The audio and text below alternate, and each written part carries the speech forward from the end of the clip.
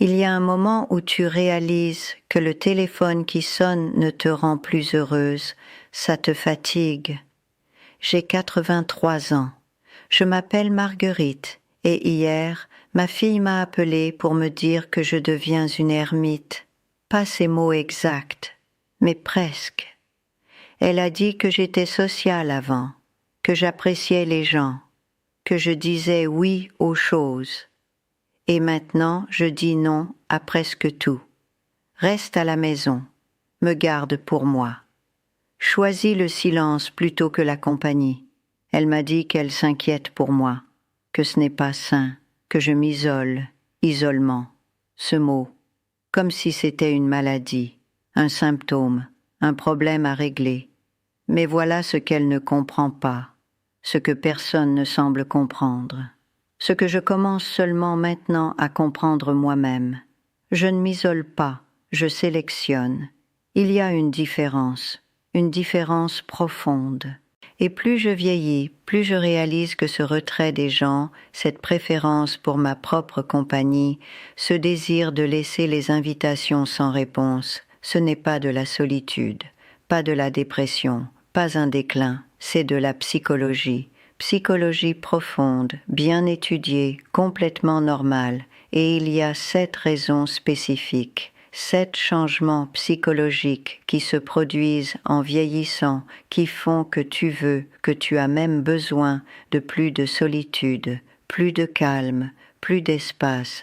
Et si tu ressens ça aussi, si tu te demandes qu'est-ce qui ne va pas chez moi, pourquoi je ne veux plus voir les gens, pourquoi chaque obligation sociale semble être du travail, il n'y a rien qui ne va pas, tu n'es pas brisé, tu ne deviens pas une vieille ermite grinceuse, tu es juste humaine, vieillissante, évoluant vers quelqu'un qui sait enfin ce dont elle a réellement besoin.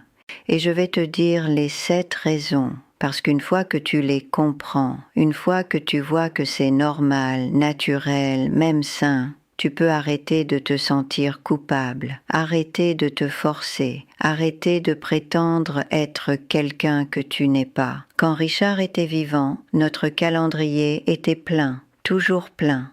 Dîner avec les voisins, événements à l'église, ses réunions de travail, obligations familiales, amis qui passaient constamment. Toujours des gens, et je gérais, souriais, recevais, faisais la conversation, riais au bon moment, jouais mon rôle. Mais à l'intérieur, même alors, je comptais les minutes jusqu'à ce que tout le monde parte, jusqu'à ce que la maison redevienne silencieuse, jusqu'à ce que je puisse arrêter de jouer. Je pensais que quelque chose n'allait pas chez moi, que j'étais antisociale, ingrate, brisée d'une façon ou d'une autre, parce que tout le monde semblait apprécier, semblait en avoir besoin, semblait s'épanouir avec ça. Mais moi je me sentais juste vidée, épuisée, vide. Et quand Richard est mort, quand les obligations ont disparu, quand la maison est restée silencieuse, j'ai ressenti du soulagement. Terrible, coupable, honteux soulagement, parce que je n'avais plus à le faire, plus besoin de prétendre, plus besoin de jouer, plus besoin d'être Marguerite la sociale, Marguerite l'amicale, Marguerite l'accommodante. Je pouvais juste être Marguerite, seule, tranquille, immobile.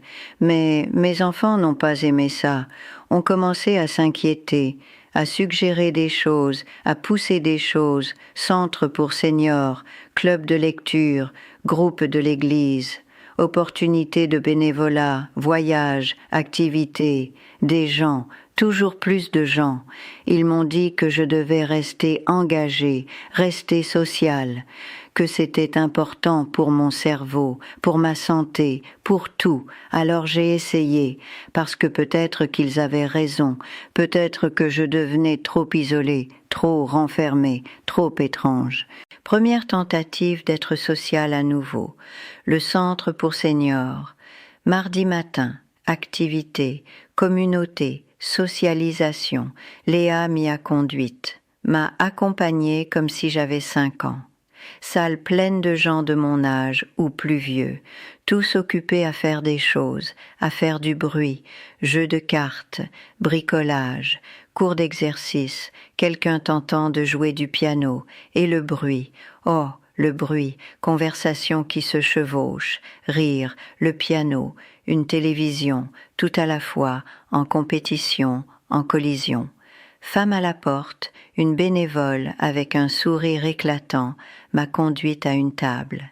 6 femmes tricotant, bavardant, riant, groupe établi avec un rythme établi. Elle m'a présenté.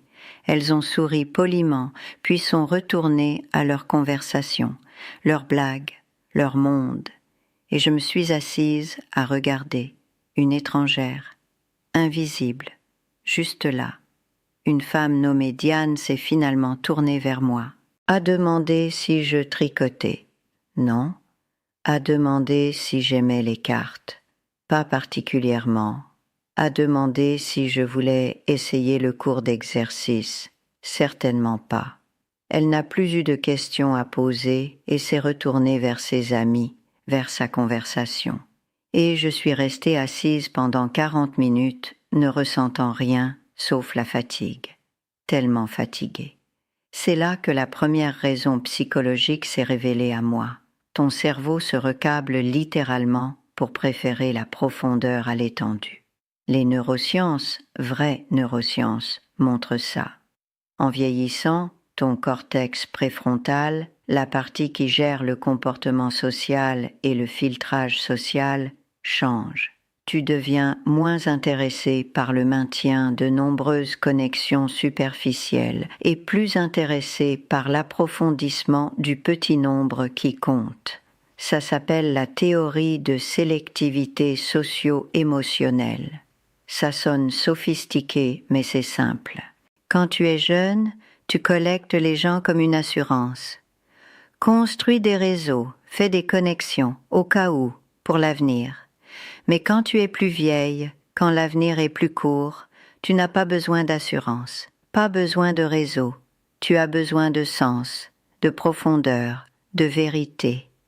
Alors ton cerveau arrête littéralement de se soucier des bavardages, des amitiés superficielles, des connaissances polies et commence à désirer une vraie connexion, ou rien du tout. C'est pourquoi ce centre pour seniors me semblait si vide. Pas parce que les gens étaient mauvais, mais parce que les connexions étaient superficielles, en surface, sans signification. Mon cerveau disait non, ça ne te sert pas, ça ne te nourrit pas, c'est du bruit. Et j'ai finalement écouté. Je suis partie, ne suis jamais revenue. J'ai dit à Léa que c'était bien, j'ai complètement menti, j'ai réessayé avec une approche différente. Groupe de l'église, études bibliques, mercredi soir. J'y suis allée 3 fois, peut-être 4. Je ne me souviens plus exactement. Même dynamique, groupe établi, histoire partagée, blagues internes, chaleur entre eux. Et moi, la nouvelle personne, essayant et échouant à m'intégrer. Ils étaient gentils, accueillants même. Mais ça n'a pas pris. Parce que la deuxième raison psychologique était à l'œuvre. Ta tolérance pour le travail émotionnel tombe à presque 0. Le travail émotionnel, c'est comme ça que les psychologues l'appellent. Le travail de gestion des sentiments des autres, navigation dans les dynamiques de groupe, lecture de la salle, accommodation, médiation, performance. Quand tu es jeune, tu le fais automatiquement, constamment, sans réfléchir, mais ça coûte de l'énergie, énergie mentale, énergie émotionnelle, énergie physique, et en vieillissant, tu en as moins d'énergie à dépenser sur des choses qui n'ont pas d'importance. Alors tu arrêtes de gérer, arrête de jouer, arrête de faire le travail émotionnel que les situations sociales requièrent. Et quand tu arrêtes, les gens le remarquent, pensent que tu as changé, est devenu difficile, renfermé. Mais tu n'as pas changé, tu as juste épuisé l'énergie pour prétendre. À cette étude biblique, une femme nommée Carole a parlé de son petit-fils pendant 20 minutes sans pause, sans rien demander à personne, et j'ai pensé, je pourrais être chez moi en ce moment, en train de lire en paix, contente. Au lieu de ça, je suis là à faire le travail émotionnel d'écouter, hocher la tête, prétendre me soucier. Pourquoi? Pour rien, absolument rien. Je suis partie après ça, ne suis pas revenue. Léa a appelé une semaine plus tard, inquiète. Pourquoi je n'y allais pas? Qu'est-ce qui n'allait pas? Est-ce que quelque chose s'était passé? Rien ne s'était passé, rien n'allait mal. Je ne pouvais juste plus faire le travail émotionnel. Mais je ne pouvais pas dire ça. Ne pouvais pas expliquer que mon cerveau avait changé, que j'avais besoin de quelque chose de différent. Alors j'ai dit que ce n'était pas pour moi.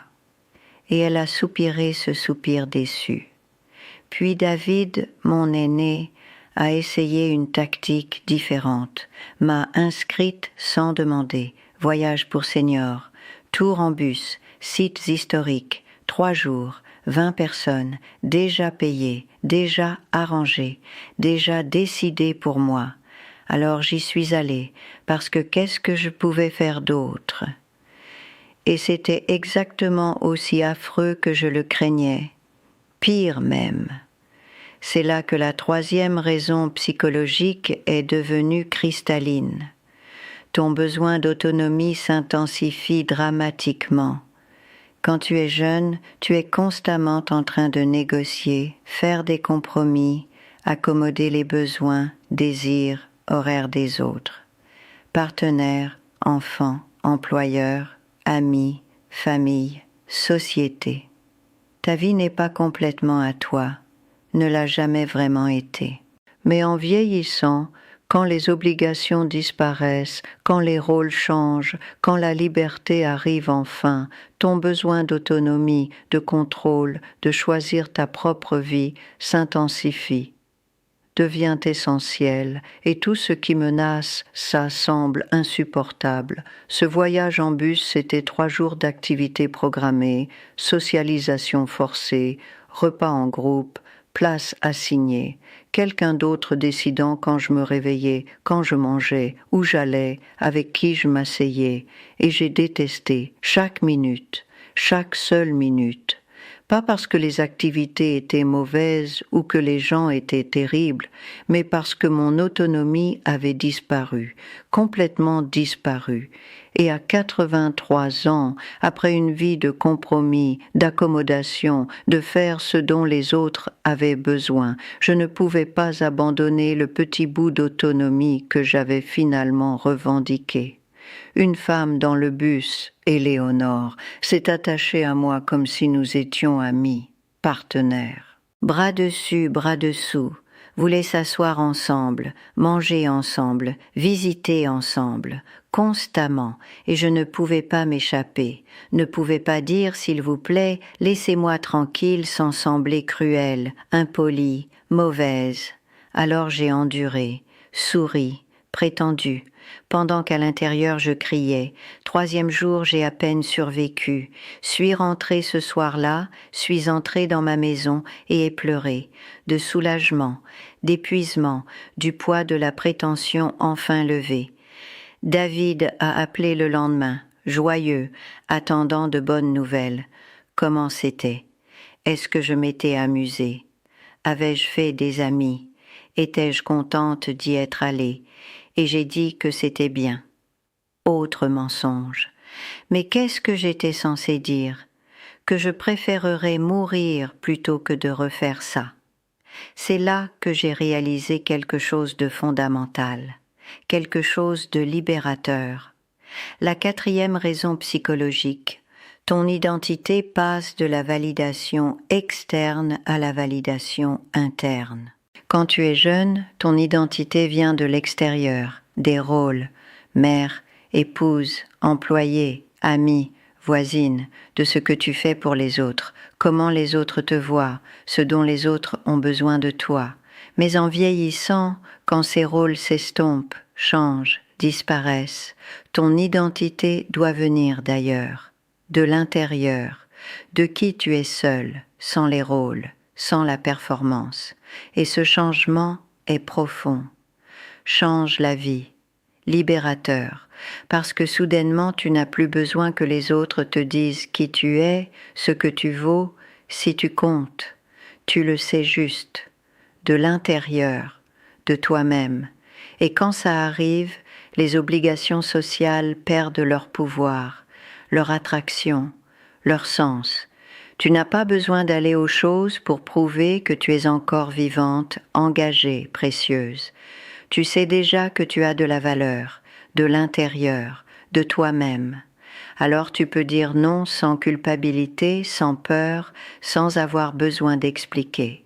La 5e raison, celle-là, personne n'en parle, personne ne la reconnaît. Ta capacité pour le deuil change ta relation avec la connexion. Tu as perdu tellement de gens maintenant, amis, famille, Richard, ma sœur Jeanne, d'autres, trop nombreux pour compter.